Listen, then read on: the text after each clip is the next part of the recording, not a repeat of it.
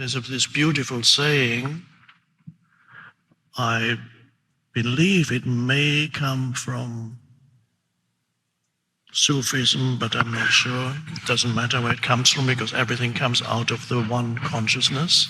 So it doesn't matter who said it or what tradition it comes from. There's only one consciousness that speaks and lives through countless beings. When the ego weeps for what it has lost, the spirit rejoices for what it has found.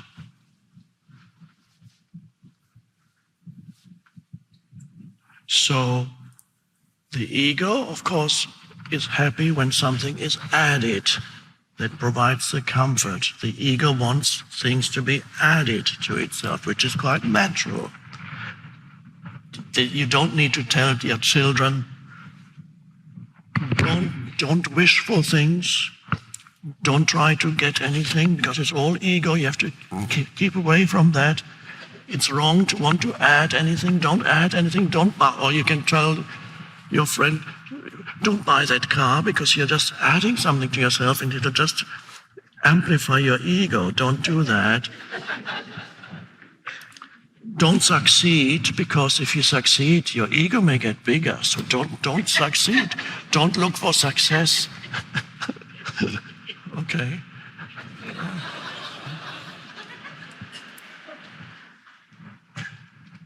So the mastery of life, so to speak, is in you pursue life on this level where these things are fine.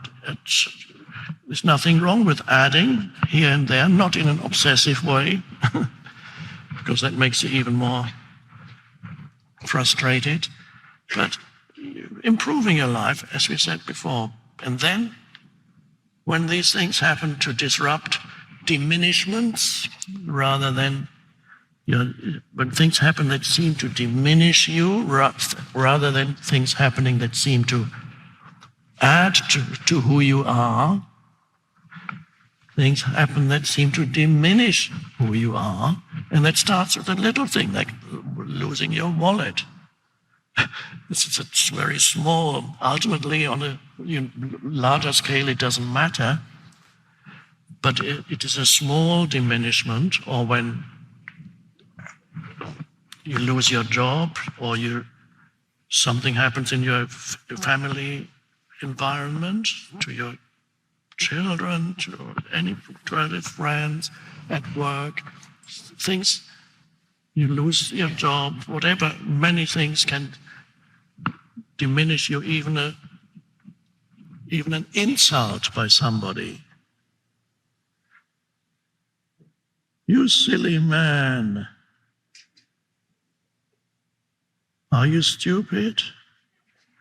An insult is a kind of diminishment to the ego. It feels as if somebody had torn a little bit out of you. And diminishments are one manifestation of being taken out of your comfort zone, the egoic comfort zone.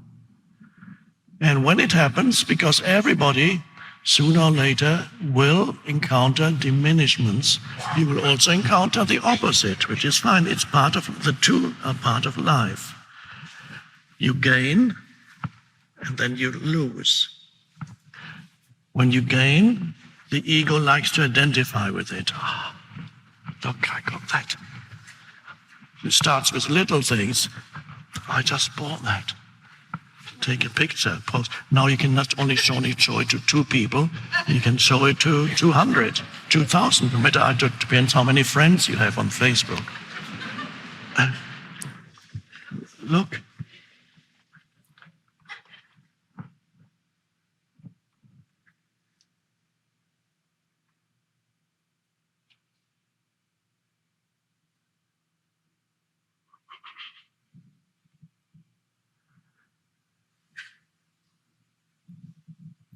So you can actually, once you know that this is how life functions, that the two are there, the two movements. And also you know that ultimately, because you're going to grow old, maybe the body will not function that well anymore as you grow older. And ultimately, you as this form, is going to dissolve. So ultimately, as you grow older, no matter how successful you've been in life, you've built up your position, now you've got the big house, and you don't have one house, you have 5 houses. And you're really so established, you have your investments, and you have maybe a big family, and maybe they're all happy. It's unlikely, but who knows? And so you feel you're now firmly established in life. All the insecurities of the past are gone. Your life is totally secure, not only secured by your investments, it's also secured by your insurance, various insurances that you have. So nothing can possibly happen. You've got your huge life insurance. And despite that, suddenly or gradually, you experience diminishment. At some point, you don't work anymore, you retire, and then you sit, and that's the beginning of it. So the first thing that's been taken away from you is who you think you are. There's this guy or this woman or this man with this important position in life. And then all you have is the important position that you once had. And that's not as satisfying to the ego as having the important position. You can just look at your photos now and the trophies. And even your trophy wife, in the meantime, has become old.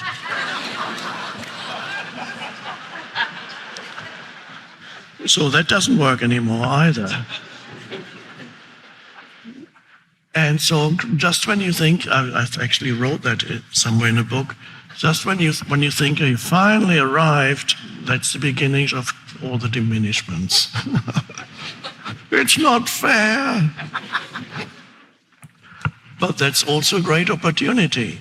I don't know if you've been identified with externals all your life, and finally you arrive at old age, who knows whether that potential opening is still there. It could be, might not be. In some old people, the ego shell has become so rigid that there is no opening, and when finally disease comes or death approaches, it's the crack that finally appears, it might be too late. You see, with some old people who become more entrenched in their egos, and others begin to transcend the ego. They become, the ego shell cracks or becomes more transparent. So you can see some old people are like,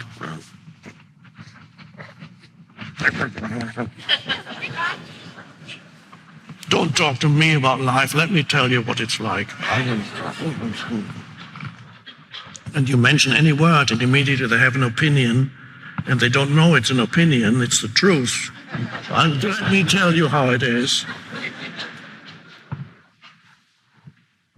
Doesn't matter what political party they belong to, it's the truth, that's how it is. Look at them, these fools.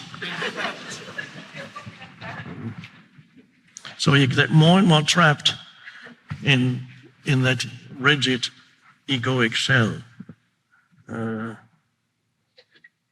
And then there are others who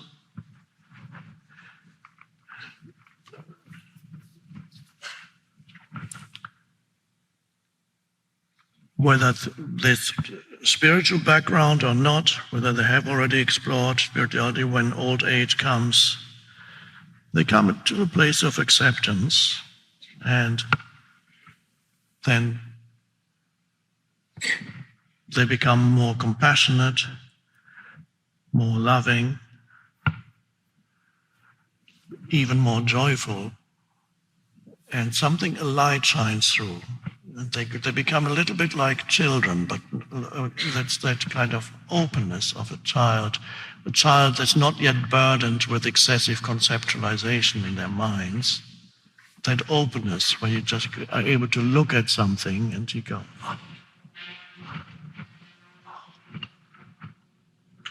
you're not immediately imposing conceptualization on things and people.